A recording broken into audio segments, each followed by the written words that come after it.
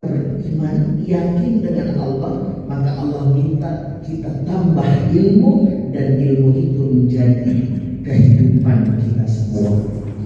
Dan baru Allah angkat derajatnya.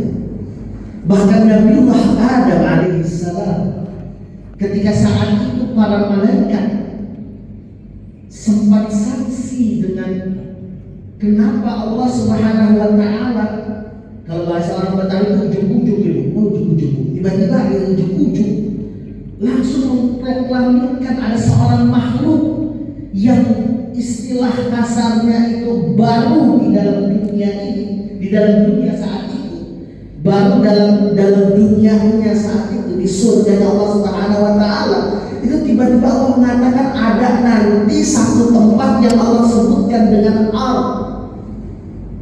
Makanya dunia yang dibahasakan dalam Indonesia itu bukan berarti dunia seperti bahasa Arab. Rabbana atina fid dunya, itu bukan itu. Namun Allah membahasakan tempat yang kita pijak itu dengan istilah ardu. Itu namanya. Dunia itu sifatnya yang bermakna dananya, dia itu sementara, dia itu dekat, sebentar. Nah, karena sebentar itu Allah Subhanahu wa Ta'ala saat itu mengumumkan nanti ada satu tempat yang dipijak yang bernama Ar, itu ada pemimpinnya. Nah, kepemimpinan seorang Nabiullah Adam baru diakui oleh para malaikat setelah apa? Allama Adam al-asma'a kullaha. Lihat selanjutnya, summa 'aradahum 'alal malaikah. Allah mengajarkan kepada Nabiullah Adam tentang asma. Para ulama ada yang sepakat mengatakan asma nama-nama yang ada di bumi. Ada yang mengatakan asma itu ilmu-ilmu yang dibutuhkan oleh seorang manusia untuk memakmurkan bumi ini. Summa 'aradahum, setelah itu baru disampaikan kepada malaikat. Artinya apa? Malaikat memahami Adam benar makhluk yang terbaik dan pas untuk bisa memakmurkan muka bumi ini setelah Nabiullah Adam belajar dan menjadikan pelajaran itu sebagai kehidupannya dan disampaikan kepada malaikat. Ini artinya belajar itu satu kepentingan, menuntut ilmu itu satu kepentingan. Tidak ada satu orang pun yang pernah berhenti untuk bisa menuntut ilmu. Jangan-jangan ilmunya sudah ada, namun dia belum sampai memiliki ilmu itu, sehingga pada akhirnya jangan-jangan ilmunya disalahgunakan untuk merusak muka bumi. Kenapa ini saya sampaikan di awal? Karena subhanallah temanya pengorbanan yang mengantarkan kita ke surga. Ini ialah tataran praktek, bukan prioritas. Karena kalau prioritas semua orang tahu bagaimana berkorban. Namun ini ialah tataran praktek yang harus disampaikan di dalam hati. Dan ini ialah sebuah penilaian yang bisa hanya dinilai oleh hati, bukan orang lain. Kalau dahulu kita akan menilai bagaimana seorang Nabiullah Adam. Coba diayatkan sebagai seorang ayah, sebagai seorang bapak. Kira-kira Nabiullah Adam itu suami yang kayak gimana? Nggak ini bukan bapak. Kira-kira apa? Pasti dibilang suami yang keras, suami yang nggak sayang keluarga. Iya, pasti dibilang begitu. Namun sayangnya yang terlihat dari kita itu pandangan kita sebagai manusia. Makanya untuk menilai apapun dalam terkait dengan pengorbanan tidak bisa dinilai oleh rasionalitas otak. Namun yang bisa dinilai ialah keyakinan dalam hati. Dan itu bisa dilakukan oleh seorang hamba yang setelah dia melepaskan nafsunya, jiwanya untuk bisa menilai bagaimana hidupnya sudah Kita lihat sekarang arti pengorbanan dulu ya. Sebentar lagi kan insya Allah tanggal berapa? 16 atau 17? 17. Oke, yang mau ngikut Saudi berarti harus ke Saudi. Kalau kita sudah mengatakan tanggal 17 kita Idul Kurban. Ada dua istilah, ada yang mengatakan Idul Kurban, ada yang mengatakan Idul Adha. Nah, memang sebagaimana tadi MC menyampaikan, hari raya ini itu mengidentikan akan dua peristiwa besar. Dan ketika kita mengidentikan kepada dua peristiwa besar ini, berarti kita merujuk kepada sebuah perjalanan Abul Anbiya, ayahnya para nabi, yaitu perjalanan besar Nabiullah Ibrahim alaihi salam. Baru setelah itu syariat mengambil sebuah perjalanan ini menjadi hukum fikih. Dan itulah yang disebut dengan haji, itulah yang disebut dengan kurban atau memotong hewan kurban. Namun terlepas daripada itu semua, untuk bisa melaksanakan satu ibadah, makna ibadah apa Pak? Penghambaan. Berarti kita harus paham bagaimana kita benar-benar menghamba. Jangan sampai motif kita melaksanakan ibadah justru malah jauh dari kita menghamba kepada Allah Subhanahu wa Ta'ala. Makanya terkadang syariat itu harus terkadang diikat dengan hikmah agar syariat yang kita lakukan bukan sekedar rutinitas. Sering saya ungkapkan, orang paham bahwa inna sholata tanha 'anil fahsya'i wal munkar.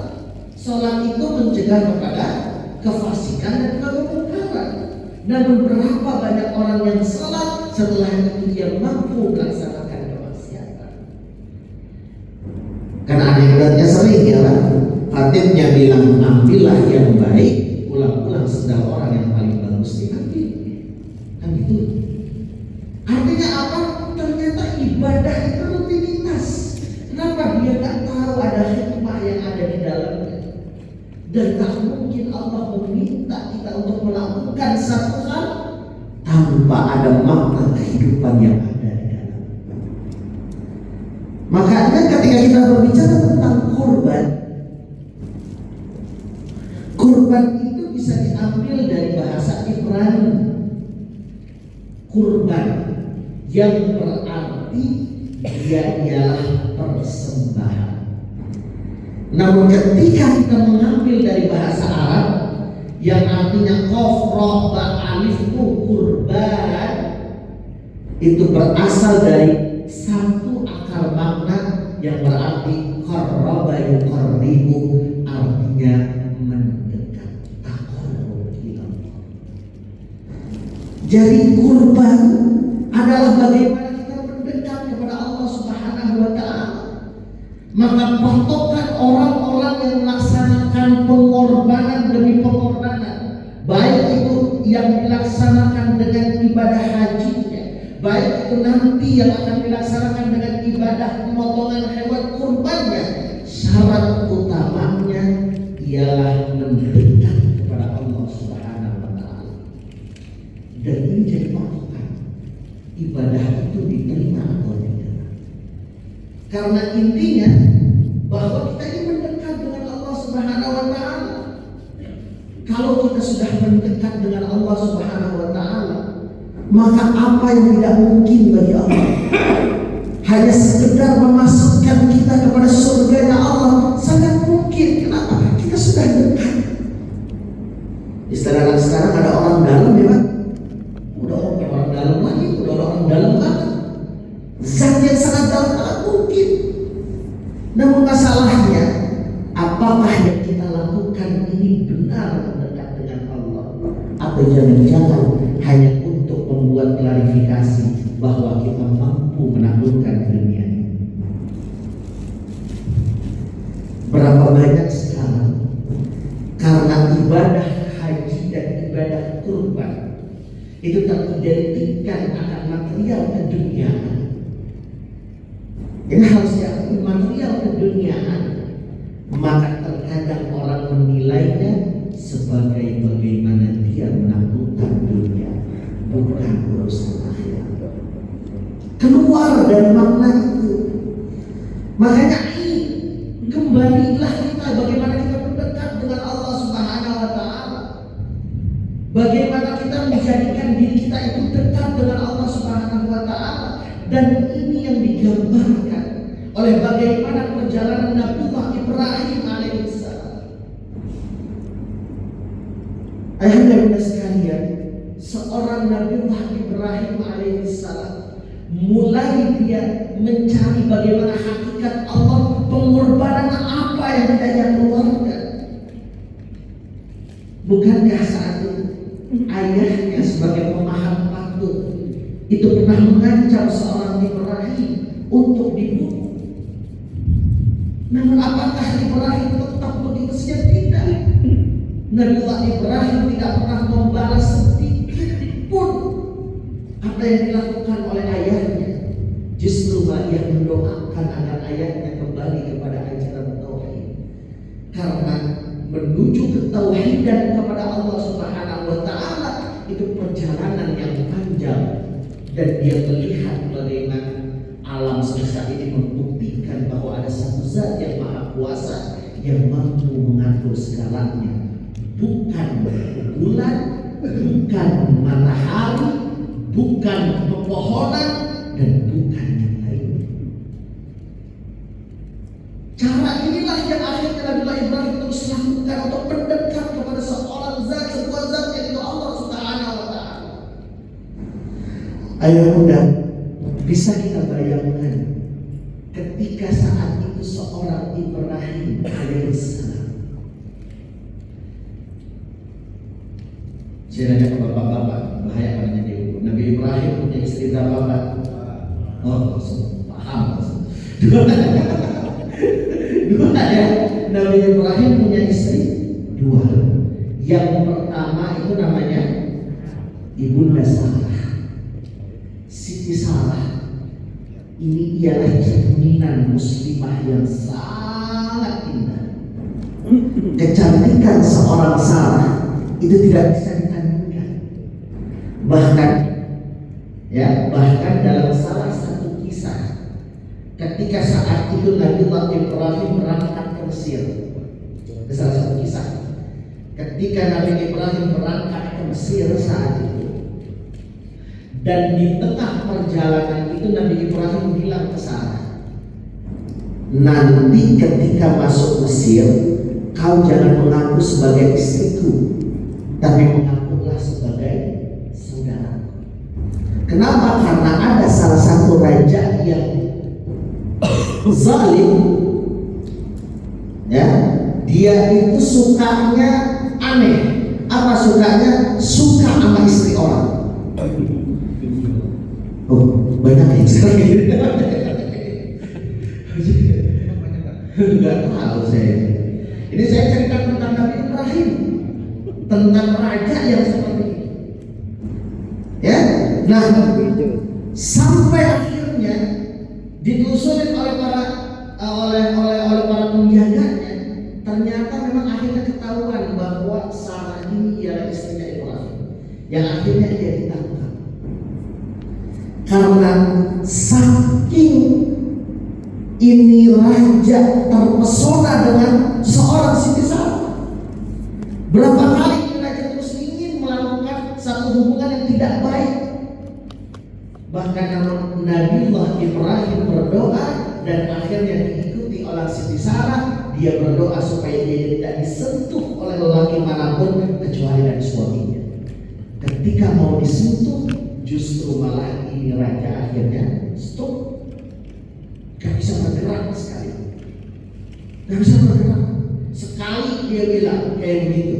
Akhirnya raja bilang, sudah, doalah lagi kepada Tuhanmu, izinkan saya untuk bisa bergerak, maka saya akan lepaskan. Sekali kayak gitu kan, dia bisa bergerak, mau dilakukan lagi terus sampai ketiga kalinya. Akhirnya ini raja baru sadar, maka dibilang kepada penjaganya, kembalikan ini orang yang kau berikan bukan manusia namun jin.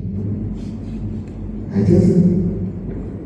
dari situlah kata konon katanya akhirnya dihadiahi seorang budak yang bernama Hajar. Coba kita lihat, ini pengorbanan pertama seorang Nabiullah Ibrahim. Seorang istri yang menemani beliau di tengah kondisi apa, namun dia memahami akan kondisinya yang saat itu tidak bisa untuk melahirkan. Seharusnya ketika bukan nilai takwa yang ada pada seorang istri, mungkin saat itu seorang istri ini tidak akan memberikan sebuah solusi yang tidak akan mampu diambil oleh setiap seorang wanita. Tidak akan mungkin. Istrinya yang meminta langsung kepada Nabiullah Ibrahim, bukan Ibrahim yang minta. Istrinya yang meminta langsung untuk menikahi seorang Hajar. Dan lihat, baru setelah itu Nabiullah Ibrahim bisa mendapatkan seorang anak, yaitu Nabiullah Ismail. Kira-kira kondisi apa yang dialami seorang Sarah ketika melihat suaminya yang menanti anak puluhan tahun, akhirnya ada anaknya? Pastikan kecenderungannya kepada anaknya, dan Allah tahu itu. Maka apa yang Allah sampaikan? Allah minta kepada Nabiullah Ibrahim untuk membawa seorang Hajar dan juga anaknya ke satu tempat, yang tempat itu dibahasakan oleh Al-Quran biwadi ghairi zar'in, sebuah lembah yang tanpa ada kehidupan, tanpa ada tumbuh-tumbuhan, namun ada bahasa yang diinginkan, yaitu inda baitikal muharram, di rumahmu yang sangat suci. Jadi seorang Hajar yang baru saja melahirkan seorang anak, dan Nabiullah Ibrahim sadar akan perintah itu, langsung akhirnya tanpa banyak bicara langsung membawa seorang Hajar dan Ismail kecil ke tempat antah berantah itu. Lagi-lagi logika manusia mana yang mampu menyampaikan demikian? Seorang suami mana yang mampu melakukan demikian? Kalau seandainya kita nilai hanya dengan sebuah rasionalitas, namun Nabiullah Ibrahim melihat itu sebagai jaraknya untuk mendekat dengan Allah Subhanahu wa Ta'ala.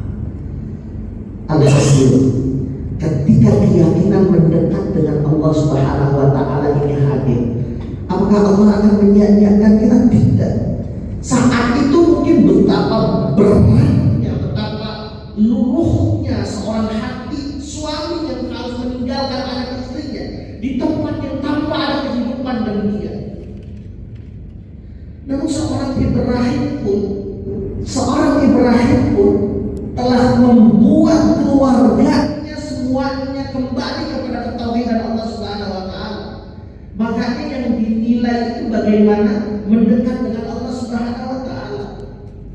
Kira-kira kalau misalkan bunda-bunda di sini yang dilakukan demikian, pertanyaan pertamanya apa? Nah, Bu, kira-kira apa? Ih, tega ya. Udah saat itu selalu pasti akan ada. Namun apa yang disampaikan oleh seorang Hajar? Pertanyaan pertama ketika Nabi Ibrahim mulai meninggalkannya, satu kalimat, ahada amar, apa ini yang diperintahkan oleh Tuhan? Jadi patokannya Allah Subhanahu wa Ta'ala. Ketika sudah patokannya Allah, maka yang lain pasti akan mengikut. Kenapa demikian? Karena disitulah akhirnya setelah Allah memintanya Nabiullah Ibrahim untuk meletakkan seorang Hajar dan Ismail di tempat yang antah berantah itu, justru malah melalui seorang Hajar dan Ismail tumbuh komunitas suku Jurhum yang akhirnya menjadi komunitas Mekah yang sekarang bisa kita lihat sekarang sampai saat ini. Mungkin kalau seandainya saat itu seorang Hajar dan Ismail tidak ada di sana, tidak akan ada sumur Zam-Zam, tidak ada kehidupan di Mekah, tidak akan bisa terlihat bagaimana Ka'bah Baitullah itu ada di sana. Karena Ka'bah itu sempat terhampar melalui banjir bandangnya Nabiullah Nuh alaihissalam. Dan itu hikmah. Jadi kalau sesuatu dasarnya itu mendekat dengan Allah Subhanahu wa taala, Allah akan siapkan berikutnya. Sampai saat ini mungkin ketika kita melihat di Mekah, di tanah yang hujan pun jarang, tidak ada sungai yang mengalir. Kalau Mesir ada Nil, Yordan ada Nil, Palestina ada Ifrit saat itu. Namun Mekah tidak ada sungai yang mengalir. Namun sampai saat ini ayah bunda yang pernah umroh, yang pernah haji, semua bentuk buah-buahan ada di sana. Itu bentuk keberkahan yang Allah berikan. Cuma dengan satu doa seorang Nabiullah Ibrahim, warzuq ahlahu minal thamarati man amana minhum billahi wal yawmil akhir. Berikanlah rezeki kepada mereka dari buah-buah siapapun yang beriman kepada Engkau dan hari akhir. Jadi artinya makna kurban yang pertama ini ialah bagaimana kita mengartikan ini sebagai cara mendekat kepada Allah Subhanahu wa taala. Ketika kita sudah mendekat kepada Allah Subhanahu wa taala, maka Allah yang akan melancarkan segalanya. Dan ini yang menjadi patokan utama ayahanda dan sekalian. Lanjut lagi kepada bagaimana ibadah kurban itu dilaksanakan.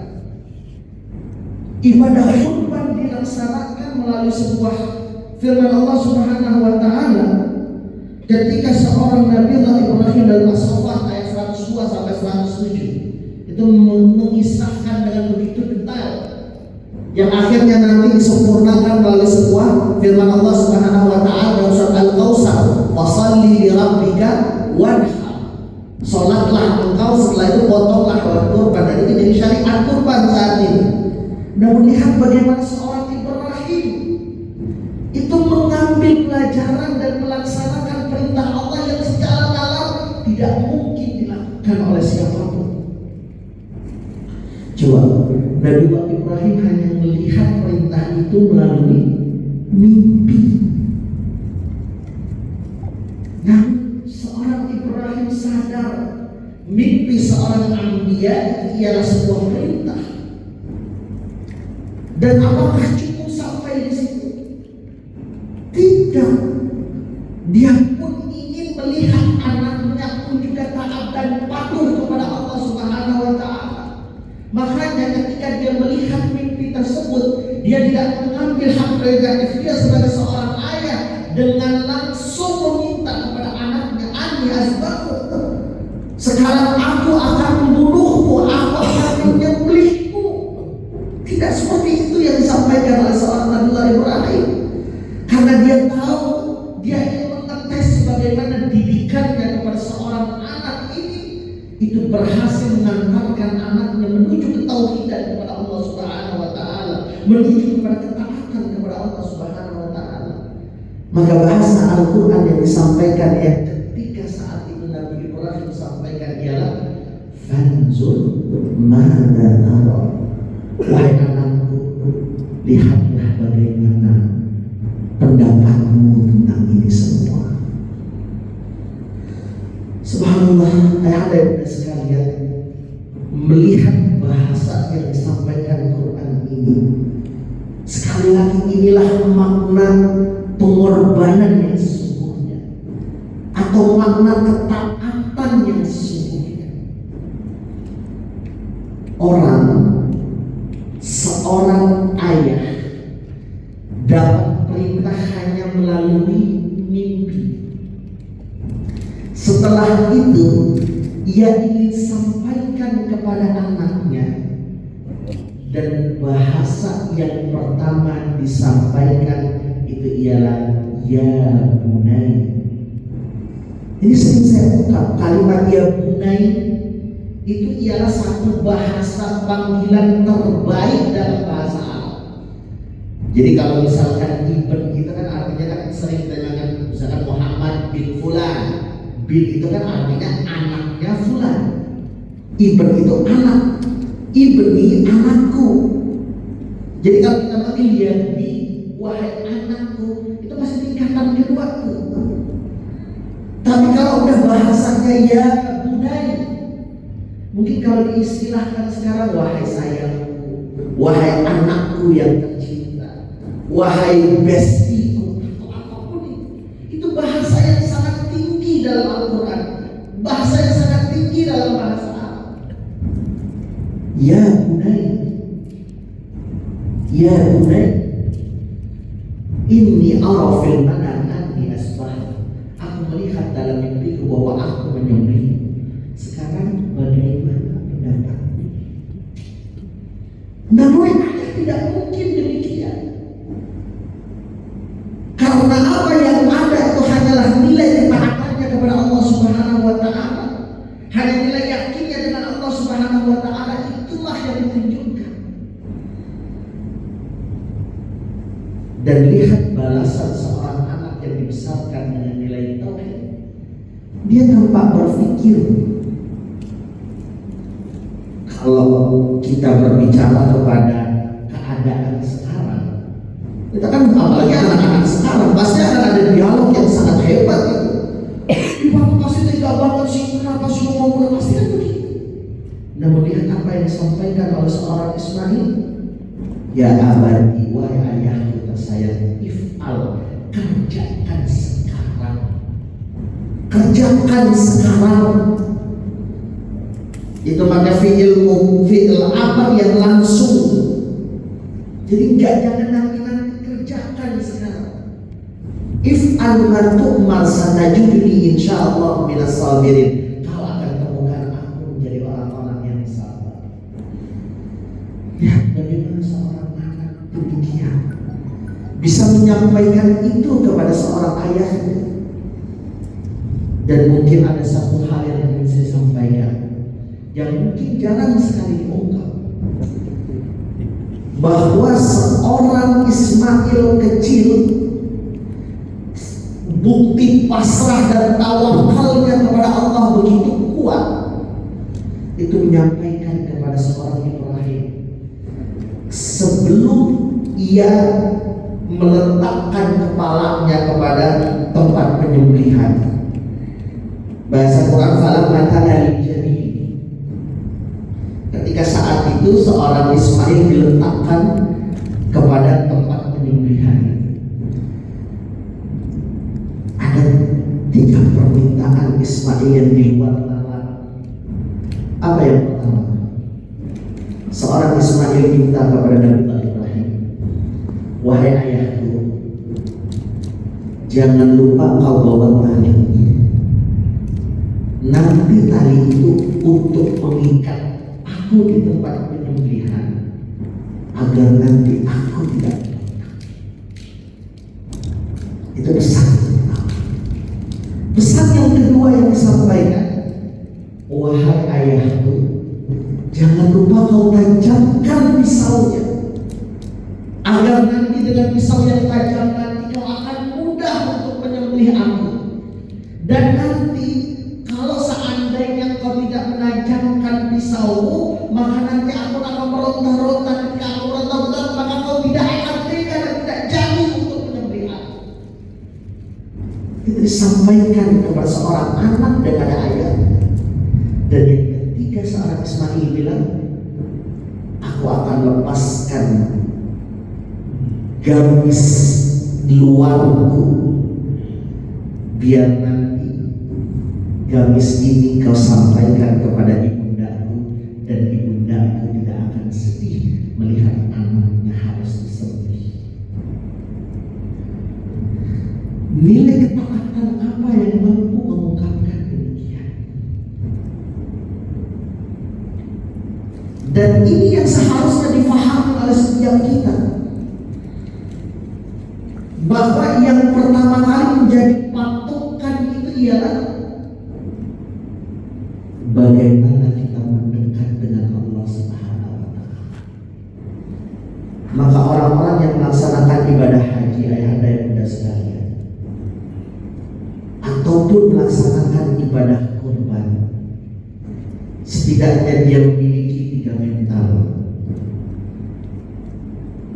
Mental yang pertama, dia adalah seorang pemberani. Karena kenapa? Keberaniannya mampu mengalahkan segala hal yang dia miliki. Harta yang seharusnya itu menjadi miliknya. Bapak-bapak, ibu-ibu bisa bayangkan, bulan ini dapat gaji, setelah dapat gaji harus dikeluarkan 2,5 juta, 3 juta untuk membeli hewan kambing. Kalau bukan orang yang berani, tidak mungkin melakukan demikian.